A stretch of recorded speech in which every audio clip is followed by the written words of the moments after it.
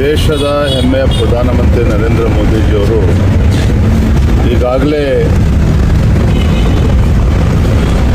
ದೇಶದ ಜನತೆಗೆ ಒಂದು ಕರೆಯನ್ನು ನೀಡಿದ್ದಾರೆ. ಜಗತ್ತಿನ ಒಂಥರ ಇಲ್ಲಿರ್ತಕ್ಕಂಥ ಪರಿಸ್ಥಿತಿಯನ್ನು ಅರ್ಥ ಮಾಡಿಕೊಂಡು ಅಮೇರಿಕ ಮತ್ತು ಇರಾನ್ ಮಧ್ಯೆ ನಡೀತಾ ಇರ್ತಕ್ಕಂಥ ಯುದ್ಧ, ಆ ಯುದ್ಧದ ಪರಿಣಾಮದಿಂದ ಆಗ್ತಾ ಇರ್ತಕ್ಕಂಥ ದುಷ್ಪರಿಣಾಮಗಳು, ಯಾವ ರೀತಿ ಆರ್ಥಿಕ ಸಂಕಷ್ಟ ಭಾರತವು ಒಳಗೊಂಡಂತೆ ಜಗತ್ತಿನ ಬೇರೆ ಬೇರೆ ದೇಶಗಳ ಮೇಲೆ ಯಾವ ರೀತಿ ಪರಿಣಾಮ ಬೀರ್ತಾ ಇದೆ, ಇದೆಲ್ಲದರ ಪರಿಣಾಮವಾಗಿ ಭಾರತದಲ್ಲೂ ಕೂಡ ಪ್ರತಿಯೊಬ್ಬರು ಕೂಡ ಮಿತ ವ್ಯಯದ ಬಗ್ಗೆ ಚಿಂತನೆಯನ್ನು ಮಾಡಬೇಕು, ಗಂಭೀರವಾಗಿ ಮಾಡಬೇಕು. ಮತ್ತು ಸ್ವತಃ ಪ್ರಧಾನಮಂತ್ರಿಗಳೇ ತಾವು ತಮ್ಮ ಏನು ಪ್ರೋಟೋಕಾಲ್ ಇದೆ ಆ ವಾಹನಗಳನ್ನು ಕಡಿತಗೊಳಿಸಿರ್ತಕ್ಕಂಥದ್ದು, ಪ್ರಧಾನಮಂತ್ರಿಗಳ ಅಪೇಕ್ಷೆ ಮೇರೆಗೆ ನಮ್ಮ ರಾಷ್ಟ್ರೀಯ ಅಧ್ಯಕ್ಷರು ಸಹ ಅದನ್ನು ಅನುಸರಿಸ್ತಾ ಇದ್ದಾರೆ. ಮತ್ತು ಇದು ಒಳ್ಳೆಯ ಚಿಂತನೆಯೂ ಕೂಡ ಹಾಗಾಗಿ ಈ ನಿಟ್ಟಿನಲ್ಲಿ ಪ್ರಧಾನಮಂತ್ರಿಗಳೇ ಕರೆ ಕೊಟ್ಟಂಥ ಸಂದರ್ಭದಲ್ಲಿ ವಾಹನದ ಬಳಕೆಯನ್ನು ಕೂಡ ನಾವು ಗಮನಿಸಬೇಕಾಗ್ತದೆ. ಆದಷ್ಟು ಸಾರ್ವಜನಿಕ ಬಸ್ ಇರ್ಬೋದು, ಮೆಟ್ರೋ ಇರ್ಬೋದು, ಇದನ್ನು ಬಳಸಬೇಕು ಅಂತೇಳಿ ಪ್ರಧಾನಮಂತ್ರಿಗಳೇನು ಒಂದು ಕರೆಯನ್ನು ಕೊಟ್ಟಿದ್ದಾರೆ. ಮತ್ತು ಅವರು ಇಡೀ ದೇಶದ ಪ್ರತಿಯೊಬ್ಬ ಪ್ರಜೆಗೂ ಕೂಡ ಒಂದು ರೀತಿ ಮಾದರಿ. ನಾನೊಬ್ಬ ರಾಜ್ಯದ ಅಧ್ಯಕ್ಷನಾಗಿ, ಕಾರ್ಯಕರ್ತನಾಗಿ ನನ್ನ ಕರ್ತವ್ಯ ಕೂಡ ಹೌದು, ಅದು ನಾನು ಕೂಡ ಅನುಸರಿಸಬೇಕು ಅಂತೇಳಿ ಇವತ್ತು ಕುಂಬ್ಳಗೋಡ್ನಲ್ಲಿ ನಮ್ಮ ಪ್ರಶಿಕ್ಷಣ ವರ್ಗ ಇದೆ, ಬೆಂಗಳೂರು ದಕ್ಷಿಣದ ಪ್ರಶಿಕ್ಷಣ ವರ್ಗ ಇದೆ.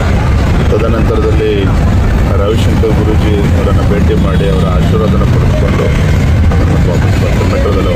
ಸರ್, ಪೆಟ್ರೋಲ್ ಡೀಸೆಲ್ ಏರಿಕೆ ಆಗಿರೋದ್ರಿಂದ ಪ್ರಧಾನಿ ನೈತಿಕ ಹೊಣೆ ಹೊತ್ತು ರಾಜೀನಾಮೆ ಕೊಡಬೇಕು ಅಂತೇಳಿ ವಿರೋಧ ಪಕ್ಷಗಳು ಆಚರಣೆ ಮಾಡ್ತಾರೆ.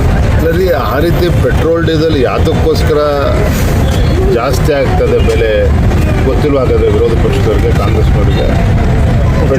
ಪೆಟ್ರೋಲ್ ಡೀಸೆಲ್ ದರ ಜಾಸ್ತಿ ಆಗಿದೆ ಅನ್ನೋ ಕಾರಣಕ್ಕೆ ರಾಜೀನಾಮೆ ಕೊಡಬೇಕು ಅನ್ನುವ ವಾದ ಅವ್ರದ್ದಾಗಿದ್ದರೆ ಸಿದ್ದರಾಮಯ್ಯನವರು, ಡಿ ಕೆ ಶಿವಕುಮಾರ್ 2 ವರ್ಷದಿಂದನೇ ರಾಜೀನಾಮೆ ಕೊಡಬೇಕಾಗಿತ್ತು.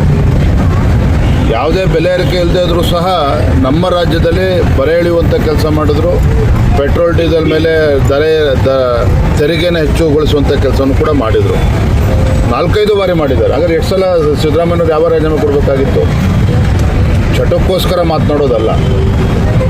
ಜಗತ್ತಿನ ಪರಿಸ್ಥಿತಿ ಏನಿದೆ, ದೇಶದ ಪರಿಸ್ಥಿತಿ ಏನಿದೆ, ಯಾವ ಸಂಕಷ್ಟದಲ್ಲಿ ಇಡೀ ಜಗತ್ತು ಇವತ್ತು ಹೋಗ್ತಾ ಇದೆ, ಇದೆಲ್ಲವನ್ನು ಅರ್ಥ ಮಾಡಿಕೊಂಡು ಪ್ರಧಾನಮಂತ್ರಿಗಳು ಒಂದು ಕರೆಯನ್ನು ಕೊಟ್ಟಂಥ ಸಂದರ್ಭದಲ್ಲಿ ವಿರೋಧ ಪಕ್ಷಗಳು ಕೂಡ ಅರ್ಥ ಮಾಡ್ಕೋಬೇಕು. ವಿರೋಧ ಮಾಡೋದಕ್ಕೋಸ್ಕರ ಮಾಡಬಾರ್ದು. ಚುನಾವಣೆಗಳು ಮುಗಿಯೋವರೆಗೂ ಪೆಟ್ರೋಲ್ ಡೀಸೆಲ್ ಹೈಕ್ ಆಗಿದೆ. ಇದಕ್ಕೆ ಚುನಾವಣೆ ಮುಗಿದ ನಂತರ ಮಾಡಿದ್ದಾರೆ ಸ್ಟ್ರಾಟಜಿ. ಹಿಂದೆ ಉದಾಹರಣೆ ಕೊಡ್ತೇನೆ. ಈ ದೇಶದ ಮಧ್ಯಮ ವರ್ಗದ ಜನರಿಗೆ ಅನುಕೂಲ ಆಗಬೇಕು ಅಂಥೇಳಿ ಇನ್ಕಮ್ ಟ್ಯಾಕ್ಸ್ ಸ್ಲ್ಯಾಬನ್ನು ಕಡಿಮೆ ಮಾಡಬೇಕು, ಸುಧಾರಣೆ ಮಾಡಬೇಕು ಅಂತೇಳಿ ಭಾಳಷ್ಟು ಬೇಡಿಕೆಗಳಿತ್ತು. ಇದೇ ಕಾಂಗ್ರೆಸ್ ಪಕ್ಷದವರು ಮಾಡಿದ್ದಾಗಿದ್ರೆ ಲೋಕಸಭಾ ಚುನಾವಣೆ ಸಂದರ್ಭದಲ್ಲಿ ಮಾಡ್ತಾ ಇದ್ದಾರೆ. ಪ್ರಧಾನಮಂತ್ರಿ ನರೇಂದ್ರ ಮೋದಿಜಿಯವರು ಹಾಗೆ ಮಾಡಲಿಲ್ಲ. ಲೋಕಸಭಾ ಚುನಾವಣೆ 2 ವರ್ಷ ಮುಂಚಿತವಾಗಿ ಅಂಥ ಒಂದು ಮಹತ್ವದ ನಿರ್ಧಾರವನ್ನು ತೆಗೆದುಕೊಂಡು ಏನು 12 ಲಕ್ಷಕ್ಕೇನೋ ಲಿಮಿಟನ್ನು ಏರಿಸೋದು. ಚುನಾವಣೆ ಕಣ್ಮುಂದೆ ಇಟ್ಕೊಂಡು ಕೇಂದ್ರ ಸರ್ಕಾರ ಆಗಲಿ ನರೇಂದ್ರ ಮೋದಿಜಿಯವರಾಗಲಿ ಯಾವತ್ತೂ ಯಾವುದೇ ನಿರ್ಧಾರವನ್ನು ತೆಗೆದುಕೊಳ್ಳೋದಿಲ್ಲ.